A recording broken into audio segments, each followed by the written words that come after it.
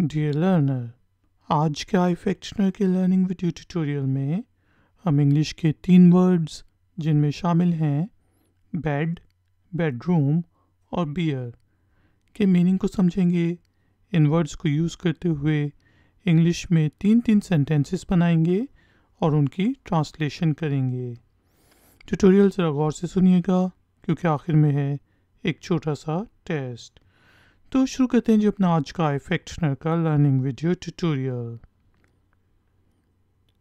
आज का पहला वर्ड है बेड, BED, बेड।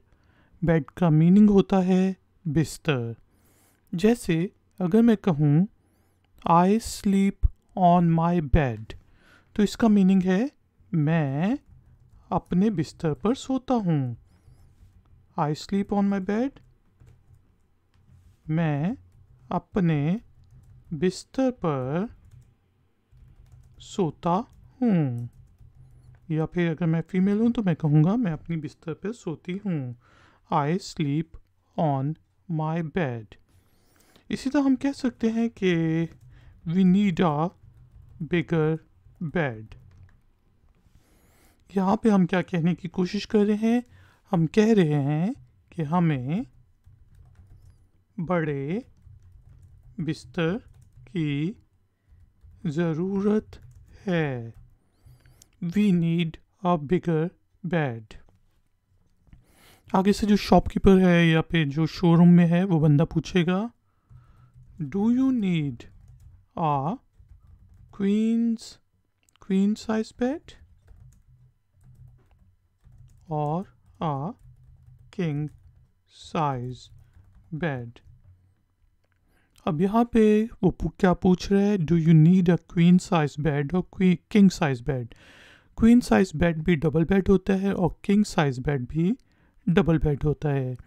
लेकिन जो क्वीन साइज बेड होता है उसकी चौड़ाई तकरीबन 140 सेंटीमीटर होती है, जबकि किंग साइज की 160 से शुरू होकर 200 सेंटीमीटर तक चौड़ाई होती है, 2 मीटर तक यानी कि।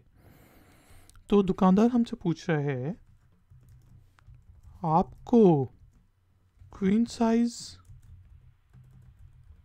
बेड चाहिए या फिर किंग साइज। तो इस चीज़ को हम इंग्लिश में कैसे कहेंगे? Do you need a queen size bed और अ किंग साइज। तो हमने देखा कि यहाँ पे हमने 3 सेंटेंसेस बनाए। I sleep on my bed, we need a bigger bed और do you need a queen size bed और a king size bed. Next word है bedroom. Bed room, BED bed और ROOM रूम। 2 वर्ड से बना है bed और room, यानी कि सोने के कमरे को बेडरूम कहते हैं। जिस कमरे में बिस्तर पड़ा हो उसको बेडरूम कहा जाएगा। जिस तरह मैं आपसे पूछता हूँ वेयर इज़ योर बेडरूम, तो मैं यहाँ पे पूछा हूँ कि आप के सोने का कमरा कहाँ है? Where is your bedroom. इसी तरह हम कह सकते हैं कि we need to decorate our bedroom. We need to decorate our bedroom. तो यहाँ पे इसका क्या मीनिंग है कि हमें अपने सोने के कमरे को सजाने की ज़रूरत है, डेकोरेट करने की ज़रूरत है।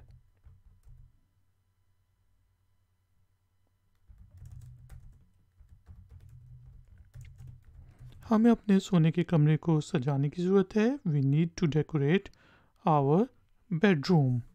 इसी तरह अगर कोई कहता है कि योर बेडरूम इज़ स्पेशियस, तो इसका मीनिंग क्या है?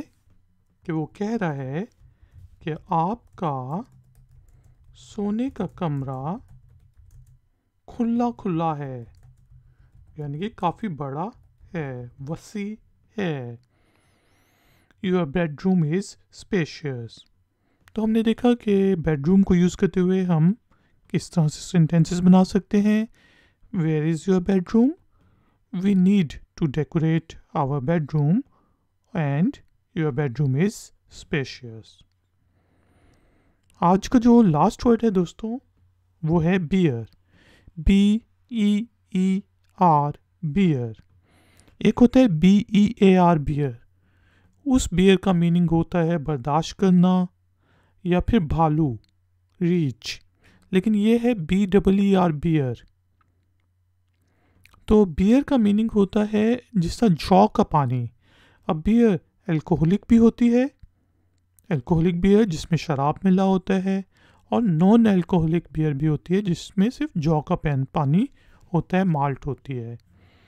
जिस तरह यहाँ पे हम कह रहे हैं do you drink non alcoholic beer, तो यहाँ पे हम पूछ रहे हैं क्या आप बगैर शराब या दारू के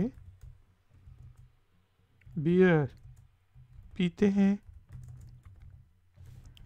do you drink non alcoholic beer. इसी तरह हम कह सकते हैं कि they serve beer in that pub, कि वो उस पब में, उस शराब खाने में बियर सर्व करते हैं। वो उस पब में बियर बेचते हैं, शायद सर्व करते हैं। They serve beer in that pub. एक और सेंटेंस बना लेते हैं जिस तरह आई डोंट ड्रिंक बियर। इसका मीनिंग ये है कि मैं बियर नहीं पीता, मैं बियर नहीं पीता। I don't drink beer. दोस्तों, उम्मीद है कि आपको आज के जो 3 वर्ड्स जिनमें शामिल हैं बेड, बेडरूम और बियर के मीनिंग काफ़ी अच्छी तरीके से समझ आ गए होंगे। अब टाइम हुआ है एक्सरसाइज का। तो एक्सरसाइज के तौर पे आपने इंग्लिश के जो 3 वर्ड्स हैं इनमें से एक वर्ड को यूज़ करते हुए इंग्लिश में एक छोटा सा सेंटेंस बनाना है और उसको ट्रांसलेट करना है रोमन, हिंदी या उर्दू में, और उस सेंटेंस को और ट्रांसलेशन को नीचे दिए गए कमेंट्स बॉक्स में पोस्ट कर देना है। तो मैं आपको चेक करके बताऊंगा कि जो आप लिखना चाह रहे थे वो आपने सही लिखा है या उसमें हम कोई एडिशन कर सकते हैं। थैंक यू वेरी मच कि आपने मुझे इस ट्यूटोरियल के लिए ज्वाइन किया। वीडियो को लाइक ज़रूर करें अगर पसंद आई है तो, और अगर आप नए हैं तो चैनल को सब्सक्राइब करके बेल आइकॉन को प्रेस कर दें। मिलेंगे एक और नए वीडियो ट्यूटोरियल में। Until then, take care, keep learning, keep enjoying. Good day.